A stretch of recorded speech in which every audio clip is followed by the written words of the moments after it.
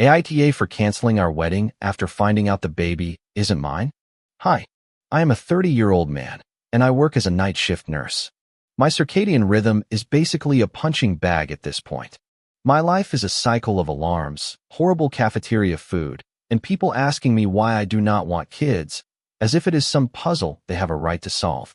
Vivian is 28. We met at a hospital fundraiser where the coffee tasted like toner and the raffle prizes looked like they were from a middle school play. I was not there by choice. My supervisor strong-armed me into buying tickets. Vivian was there because someone on her team printed banners upside down, and apparently, fixing other people's incompetence is her cardio.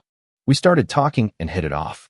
From day one, we agreed on one non-negotiable rule: no kids. Not a maybe later, not a just one, not a we will see. Just no.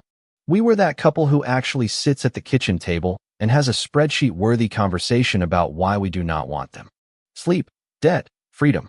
Not wanting to become those parents who think hauling a stroller into Target is a personality trait. In premarital counseling, we circled no so aggressively the paper almost tore. She even initialed it, like we were signing a business contract. Crystal clear, right? Here's the thing. Life with Vivian was organized chaos. She managed her life like a brand campaign. Every sticky note on the fridge was color-coded. Yellow for groceries, pink for wedding vendor calls, blue for passive-aggressive reminders like, please stop leaving socks by the couch. I was the opposite. My life was governed by my hospital pager and binders full of receipts. I am a receipt guy. I screenshot conversations, I file emails. I have PDFs of PDFs. She called it paranoia. I called it being prepared. Spoiler alert, I won. Money was tight. My student loans were unforgiving. I felt like I was making minimum wage after deductions. Her salary covered exactly one wedding vendor and half a sofa. We were going broke gracefully. If the joint account dropped below $200 on a Friday, it was a frozen pizza weekend. If not, we would splurge on tacos. The millennial romance. The wedding was modest because extravagant was synonymous with financial suicide. We booked a venue with good Instagram lighting. We paid a deposit that made my bank account weep. Her parents inserted themselves into every decision. Her mom, Helena, had opinions on the flowers. Her dad, Montgomery, had opinions on the ties. Neither of them had opinions on paying for anything. I smiled, nodded, and mentally calculated how many extra shifts I would need to cover the damage. Meanwhile, I did the smartest thing of my life. I scheduled a vasectomy. I was not going to leave our child-free agreement up to chance or Vivian's whims. Insurance was a circus. The pre-authorization was in limbo for weeks, so my phone kept sending calendar reminders like, do not forget we are still ignoring your request. My phone was more annoying than Vivian. Around that time, Vivian started dropping subtle hints. And by subtle, I mean as subtle as a car alarm. We would walk past baby clothes at Target, and she would linger a little too long. We would scroll through streaming catalogs and mysteriously land on movies with glowing pregnant women on the cover. Once, during a diaper commercial, she said, they are kind of cute. I looked at her like she had just said she missed dial-up internet. Then she would backpedal. Do not worry, I am still on the pill. She said that phrase so many times it could have been my voicemail greeting. Me being me, I did not ignore it. I archived the texts. I checked the pharmacy portal once. Do not judge me. I had access because she had asked me to order her cold medicine one time. The last birth control refill was months ago. I did not confront her yet because I did not want to believe I was the kind of idiot whose fiancé would throw a literal, initialed agreement out the window. That is the thing about red flags. They do not look like flags until they are suffocating you. Life went on. Vivian was buried in Pinterest, looking for centerpieces. I was buried in trauma charts and coffee that tasted like despair. On Sundays, we would split the newspaper like retirees. She would circle job listings she would never apply for. I would read the health section and grumble about journalists misreporting studies. On the bookshelf, the premarital packet sat with a coffee stain on it, too heavily circled, no kids staring back at us. So there we were. Engaged, broke, a date saved, venue deposit paid, a half-built playlist, a pending vasectomy, and a fiancé saying, do not worry, I am still on the pill, with all the sincerity of a used car salesman promising the brakes work. Looking back, It is funny how I thought I had it all locked down. I had the worksheet, the contract, the pre-authorization, the receipts, the files. I thought it was airtight.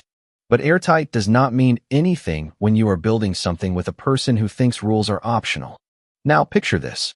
Vivian had just had her dress fitting. Scarlett, her maid of honor, was crying like someone told her the Notebook was getting a sequel.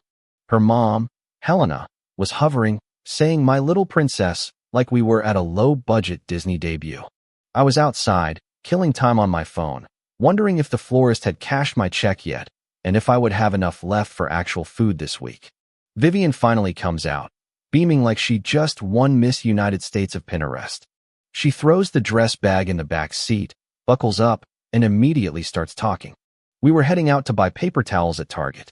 10 minutes later, parked under a flickering lamppost, she went quiet.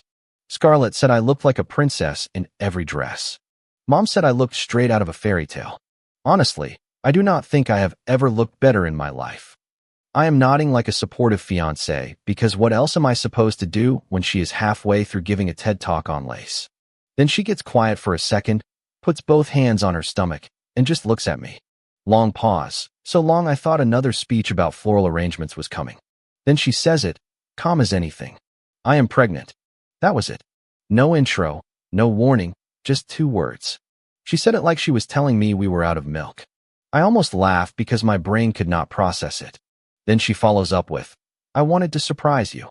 A surprise, sweetie, is when you buy me an extra taco, not when you announce you have been cooking a baby behind my back. And she keeps going. I know you do not want a baby, but trust me, you are going to love it when it gets here. I hope it is a boy, so he can look just like you. It is going to fix everything between us. You are just being stubborn now, but when you hold him, you will thank me. I swear the only thing I could hear after that was the buzz of my vasectomy reminder going off on my calendar, mocking me. I said, you cannot do this to me. This is not your personal project. This is something we both have to agree on. That is when she rolled her eyes so hard I thought she would sprain something. Oh, please. You act like you are the only one who gets a say. I am the one carrying the baby. My body, my choice, and you will just have to deal with it. You have been wasting years of my life with your stupid no kids pact. Well, guess what? I decided I am not waiting for you to grow up. She leaned back in the seat, smiling like she had just won an argument. You will come around. You are not going to leave me while I am pregnant. It would make you look like a monster. And when it is born, you will fall in love with it. That is what happens to guys like you. You talk a big game until you are holding your own kid, and suddenly you are crying because you never knew you could love something so much. You will thank me one day. Now please, do not ruin this day anymore. And then she delivered the final blow, admitting she had stopped taking the pill weeks ago. Weeks.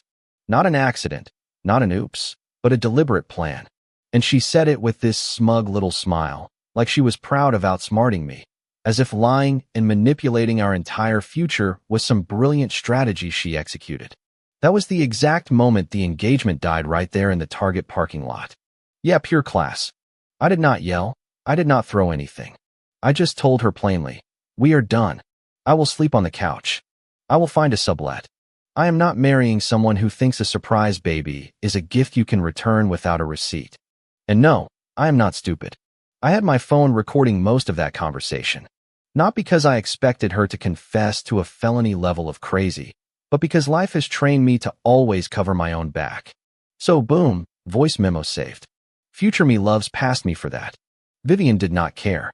She was already in future mom announcement mode. She told me she had known for 8 weeks but kept it a secret, hoping I would come around. And by come around, she apparently meant waiting until it was too late for me to back out. She even admitted she had already told her friends. Imagine that. Me, the actual fiancé, was the last to know, but her friends got early access. That night, I packed my things into boxes. She sat on the couch, scrolling through Instagram like we were not detonating our lives. I texted a friend about a temporary sublet. He asked what happened. I sent him the audio file. He texted back, Jesus Christ, man. That was it.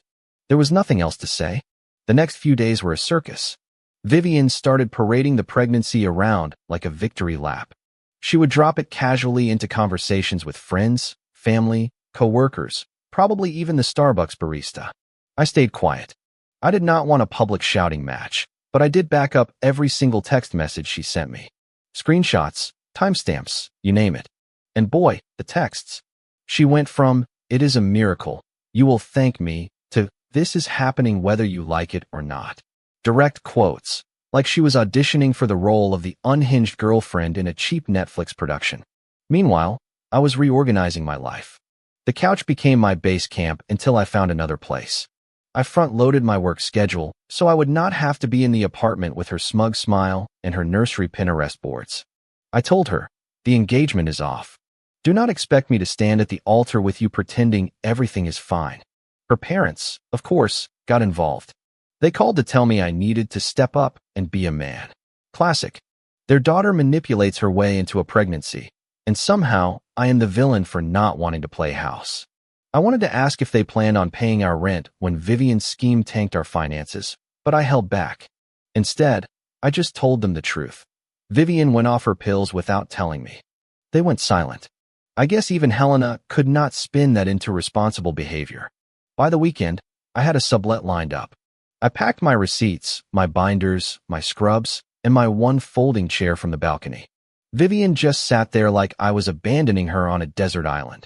Except her island was a fully furnished apartment with her parents 5 minutes away. She told me I was ruining her life.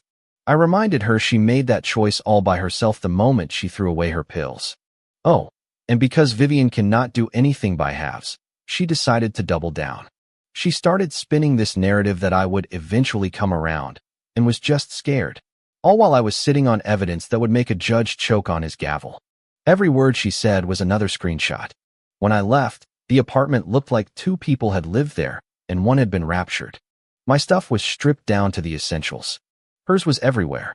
Numbered nursery folders from 1 to 30-something on the desk. Sticky notes.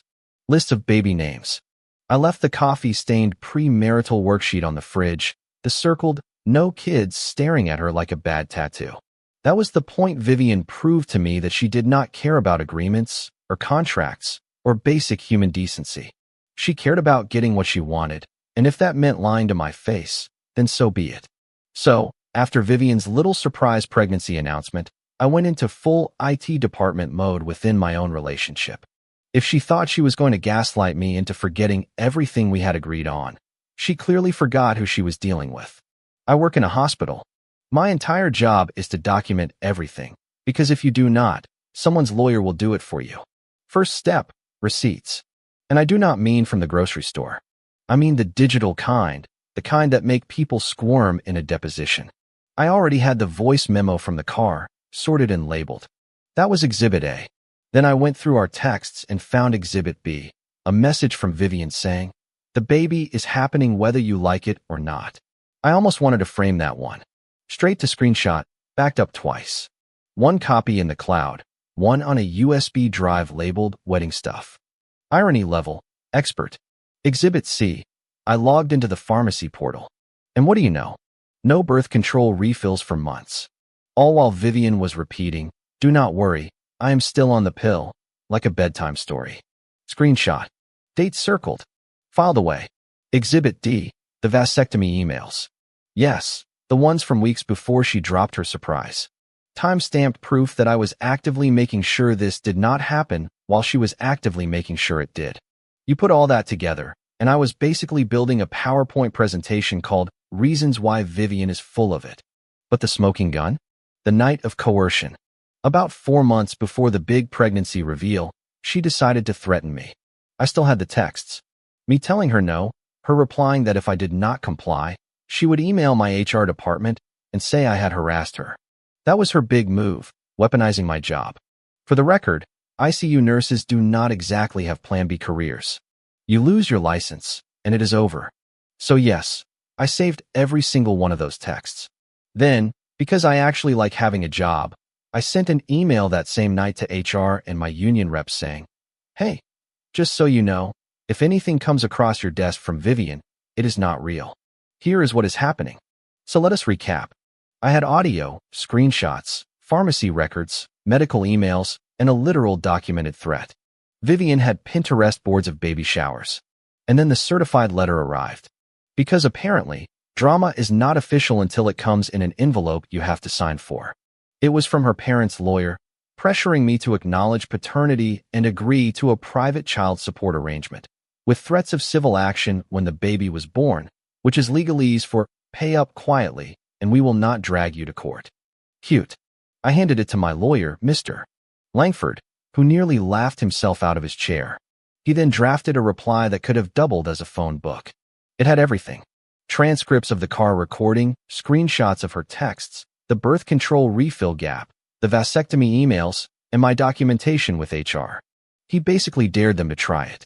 Meanwhile, Vivian was doubling down on her PR campaign, telling her friends I would come around, telling her parents I was just scared, telling anyone who would listen that this was a blessing. All while I was moving my scrubs into a sublet and filing binders of evidence like I was preparing for the bar exam. And just when I thought we had hit peak circus level, the private investigator came in. My lawyer suggested it. He said it might be useful to confirm what we already suspected. Enter Harrison, a guy who looks like he has been living out of his car since 2003, but somehow knows how to compile ride-share app receipts, phone location history, and scrape social media like a pro. In less than a week, Harrison hands me a tidy report. Vivian had been taking overnight trips to an address belonging to a certain male coworker. Enter Preston, the guy who clearly never learned what a condom was. The kicker, the OBGYN's ultrasound records placed the date of conception squarely during the week she was staying at Preston's place. And where was I that week? Pulling 12-hour night shifts in the ICU. My keycard logs confirmed it. You do the math. It was not my kid. Her OBGYN estimated conception about 8 weeks before the announcement. My records showed back-to-back night shifts that entire week. So now we had Vivian's timeline crumbling faster than her pharmacy excuses. Her story. We agreed to no kids. She changed her mind, and I would thank her later. The reality. She went off the pill without telling me, tried to sexually blackmail me, got pregnant, and spent the week of conception at Preston's house, while I was literally charting vitals at 3 a.m. But wait, there is more. Vivian's parents, Helena and Montgomery, decided their mission was to fix this. They called, saying things like, "Real men do not abandon their families," and "You are not thinking clearly." I reminded them that their daughter committed reproductive fraud and extortion. They went quiet. Montgomery mumbled something like, "Everyone makes mistakes." Yeah, a mistake is forgetting to buy milk. A mistake is not manipulating birth control and sleeping with Preston. Meanwhile, the wedding venue deposit was still gone. I tried to cancel, but they said they could not refund it because it was non-transferable. The problem is, I knew for a fact they had rebooked the date with another couple. So now I had a new mini-battle, getting my money back from the venue. Because if I was going to be forced into legal hell with Vivian, I was not about to let a wedding hall rip me off too. And the cherry on top, my apartment lease was ending, and the landlord was trying to hit me with bogus cleaning fees to cover Vivian's mess. She had turned the place into a Pinterest showroom for baby stuff, and now it looked like a Hobby Lobby had exploded in the living room. I told them to talk to her. They said my name was on the lease. I forwarded them the signed move-out agreement where Vivian accepted liability for any cleaning or repair charges related to her nursery projects. The landlord itemized the cleaning costs solely under her name and sent the bill to collections in her name. At this point, I was not just a guy with a nightmare fiancé. I was basically the main character in a legal drama nobody asked for. Vivian wanted to trap me with a kid. Her parents wanted me to be a man. Preston was probably at his desk pretending he was not about to get dragged into this. Fast forward a few months. Vivian was walking around like she was on the cover of a surprise maternity magazine, and I was sitting with my lawyer, Mr. Langford, collecting evidence like they were Pokemon cards. Everyone was waiting for the big reveal. Was I really the father, or was it Preston, the co-worker from the overnight trips? Was he about to get his 15 minutes of shame? The court ordered a DNA test, but of course, it had to be done after the birth because they wanted a clean chain of custody and a straightforward procedure before officially declaring who was responsible. Fine by me. The more time that passed, the more rope Vivian gave herself to hang with. The day of the test, we did the full chain of custody, sealed swabs, signatures, the whole show. I watched them put evidence stickers on it like they were prepping for an episode of CSI. I did not even need to be nervous. My hospital keycard logs proved I worked 12-hour night shifts during the conception window, while Vivian was taking Ubers to Preston's apartment. If math still worked, then yeah, it was not mine. 2 weeks later, the results dropped like a mic, 0%. Not 50%, not a maybe, just a flat, beautiful, science-certified 0. I almost wanted to frame that PDF next to our premarital worksheet that said, "No kids," in Sharpie. The irony had come full circle. Vivian's grand master plan came crashing down in about 5 seconds. Her parents tried to push for a private support settlement. You know, the classic. Even if it is not yours, you should still be involved because family. I laughed so hard I think I scared the court clerk. Family. The only family I was concerned with was my bank balance. The child support scam died right there. No DNA, no obligation. My lawyer's letter basically said, try again when your evidence does not contradict itself. That was the civil side. The criminal side was a whole different story. See, the prosecutor's office did not care if the kid was mine or Preston's. They cared that Vivian had texts where she literally threatened to destroy my career if I did not cooperate. Consent under blackmail is not consent. Add the car recording where she cheerfully confessed to going off the pill weeks earlier. Yeah, it was not looking good for her. So the DA lined it all up and formally charged her. Assault by coercion and extortion. Vivian did her usual routine. She played dumb at first.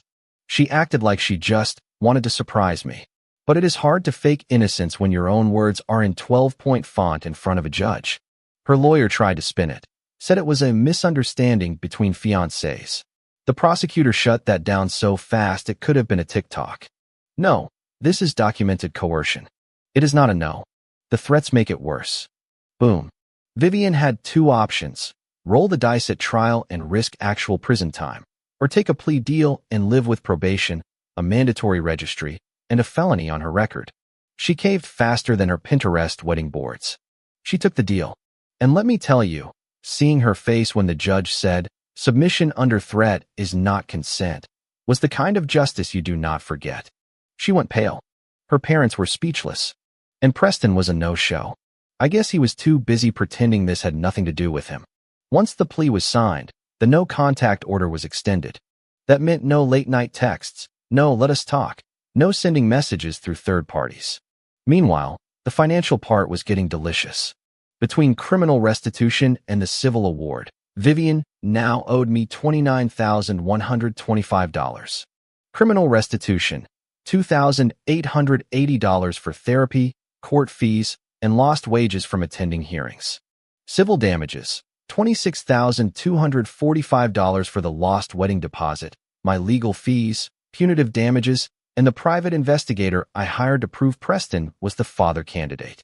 Wage garnishments were coming, whether she liked it or not. So there she was, no fiancé, no wedding, no moral high ground, a felony conviction on her record, and a debt that would eat her paychecks for years. All because she thought she could surprise me with a kid I made it clear I did not want. And I walked out of that courthouse with a PDF that said 0% paternity, a closed file on the engagement labeled "done," and the satisfaction that my vasectomy appointment was still pending. I had postponed it during all the legal chaos. Ironically, unnecessary at this point. Vivian wanted a family. What she got was a felony and a permanent spot on a registry. She wanted to trap me. What she got was to watch me walk free, debt-free, while she was trapped at her parents' house looking for jobs that do not do background checks. She thought her company would have her back. Nope. After her plea, the company did a routine recheck for a client audit and dropped her faster than you can say corporate liability. No HR department wants their clients finding out a felon who pled guilty to coercion is running their ad campaigns. So she lost her job, lost her lease renewal, and ended up back in her childhood bedroom, pea green walls and all, at her parents' house. From planning a wedding to living with Helena and Montgomery again in less than 6 months. Meanwhile, the garnishments started chipping away at whatever temp job wages she managed to get.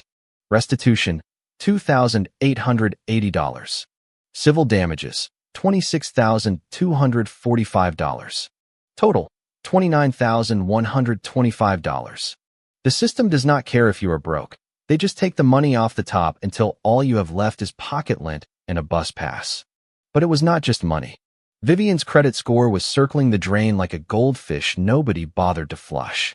It started at 720. Then the landlord hit her with a cleaning and move-out balance. Boom. First collection. 660. Then she missed a credit card payment because, surprise, wage garnishments eat your money. 610. Then unpaid utilities went to collections. By month 3, she was at 585. The financial equivalent of please do not apply here. She could not rent a new place, could not refinance her car, and even her insurance jacked up her rates. She went from future suburban influencer mom to living with her parents and asking them for the Wi-Fi password. Now, let us talk about the confrontation. Because, of course, Vivian was not going to go away quietly. She decided to stop by my new apartment one night. I was just unlocking my door when she came up the stairs like she was auditioning for a soap opera. "You ruined everything I built," she yelled, loud enough that half the hallway probably turned their TVs down. "I just wanted to give you a baby and keep us together." I just stood there with my phone recording, not because I was scared, but because I knew every word she said was going to look fantastic in court if she tried anything else. "You do not get to do this," I said. "This was not a decision you could make by yourself. And let us not rewrite history. You cheated. You tried to pass off a kid that was not mine. You went to Preston's apartment, got pregnant, and then tried to pin it on me like I would not notice. And now you are screaming at me because your plan blew up. That is on you, not me." She waved a finger in the air like she was conducting an orchestra of crazy. "You are a monster." That is when I took a full step inside my doorway. Phone up, the little red recording dot glowing. "If you do not leave, I am calling the police." She froze, looked at the camera at the end of the hall, and then back at me. The fight went out of her voice, replaced by a weak, "You did this." Then she backed down the stairs and left. I let the recording run for another 5 seconds, saved it with the date, and closed the door. Another entry for the binder. After that, things quieted down. The no-contact order was clear. No texts, no calls, no showing up at my door. If she slipped up, she would be back in front of a judge. I never heard from her directly again, though a couple of letters tried to sneak through by being sent to my parents' address. I returned them unopened. Vivian's downfall was steady and brutal. Job interviews would end the second the background check came back. Landlords would see the registry and hit reject. Credit card companies tightened the leash. She was stuck at her parents' house, unemployable, broke, and one late bill away from a complete collapse. Me, on the other hand, I was doing just fine. The garnishments were covering the restitution and civil settlement. My student loans were finally going down. With some of the money from the civil case, I paid off my last credit card, fixed my bald tires, and even booked a certification exam to boost my pay grade. My binders were full of PDFs of closed cases. Vivian's life was a dumpster fire, and mine was finally organized again. The engagement was dead. The wedding was canceled. The baby was not mine, and the court system made it official. She was guilty, broke, and stuck at home. And Preston vanished from the story like a magician who realized he chose the wrong trick. Vivian's parents, Helena and Montgomery, were not exactly thrilled to have her living with them. They were devastated. They thought they were about to become proud grandparents. Instead, a birthday had passed by then, and they were housing a 29-year-old whose name is one Google click away from disaster. And it was not just about shame. It was hitting their wallets too. They had already had to help cover some of the trial and legal bills because Vivian could not scrape the money together. They were bleeding out from the mess she created. And every time another garnishment notice arrived, it was a reminder that her screw-up was draining them too. Her reputation was torched. The wine nights were over. The neighborhood gossip was brutal. Nobody wants to sit across from them pretending they do not know their daughter is on a registry. The phone rings less. The invitations have dried up. People know. By this point, Helena and Montgomery had moved past the supportive parent phase. They started telling Vivian, point blank, leave the state. Move somewhere where no one knows us. Start over. Because maybe with enough distance, they could go back to being Helena and Montgomery instead of the couple whose daughter ended up on the registry. For them, there was still a chance to salvage something of their lives if Vivian just went away. But Vivian? She will never get away. The registry does not disappear. Every job application, every background check, every new landlord, her past will keep flashing red lights.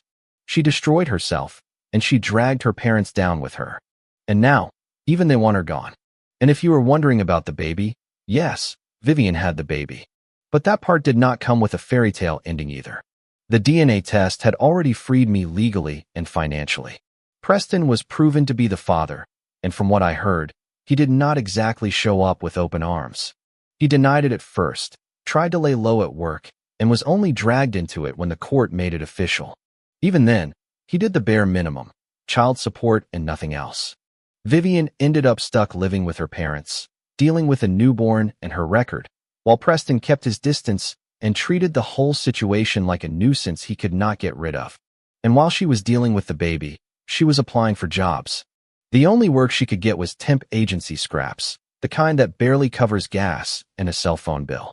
And before she even saw her paycheck, the garnishments would shave the top right off, like the government taking its slice of cream. And those garnishments, oh, they were beautiful. $2,880 in criminal restitution, $26,245 in civil damages. A total of $29,125 being siphoned directly from her paycheck every month, like a direct deposit into my peace of mind. Vivian's credit score did not just drop, it plummeted. It started in the 700s when we got engaged, but the landlord's cleaning bill went to collections and knocked it down to the 660s. The garnishments and missed payments pushed it into the low 600s. Then utilities and medical bills and collections dragged it into the high 500s. By the time lenders saw her name next to a registry entry, she was radioactive. No apartments, no loans, no cosigners. They would run her out the door. Insurance companies doubled her premiums. Phone companies demanded deposits. In less than a year, she went from a suburban mom to a financial pariah who could not even rent a studio apartment. So Vivian was stuck. Living with her parents, working temp jobs, getting collection notices, credit score in the gutter, with a probation officer hovering over her like a hawk. Weekly probation check-ins and periodic registry updates. Every month, her paycheck gets eaten before she can touch it. Every year is another reminder that she sacrificed her future for a gamble she thought would tie me down. Now let us talk about me. Because while Vivian was becoming the cautionary tale at every family gathering, I was moving up. The court money was not life-changing, but it was enough to reset the board. First thing I did was pay off my last credit card. One less bill draining me every month. Then I attacked my highest interest student loan until the balance was finally shrinking instead of multiplying like bacteria. For the first time since nursing school, I looked at my statements without feeling the urge to cry over a bowl of ramen. Next came the emergency fund. 3 months of expenses parked in a high-yield savings account. It felt weird seeing that much money just sitting there, but weird in a good way. The kind of weird where you realize you do not have to panic every time your car makes a new noise. Speaking of which, new tires. I finally got rid of the bald ones I had been gambling with. Now I drive to work without praying every time it rains. I did not stop there. I booked my CCRN exam. I signed up for a trauma course and got myself in line for a pay raise. If Vivian thought she was going to ruin my life, she accidentally ended up paying for me to upgrade it. And because I am still me, I bought a bookshelf. Not a fancy one, just something sturdy enough to line up all the case files. The car reveal, the pharmacy portal, the coercion texts, the DNA results, the court orders. My own little archive of how Vivian tried to play me and lost. Call it petty if you want, but I smile every time I slide another receipt into place. So that is how the story ends. Vivian wanted to trap me with a baby.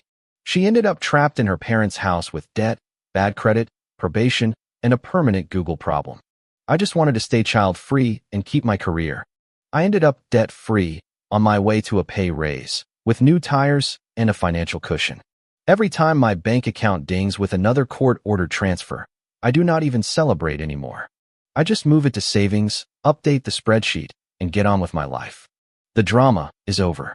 The receipts are filed. The case is closed. If you like the stories, don't forget to leave a comment and support the channel by subscribing. See you in the upcoming stories.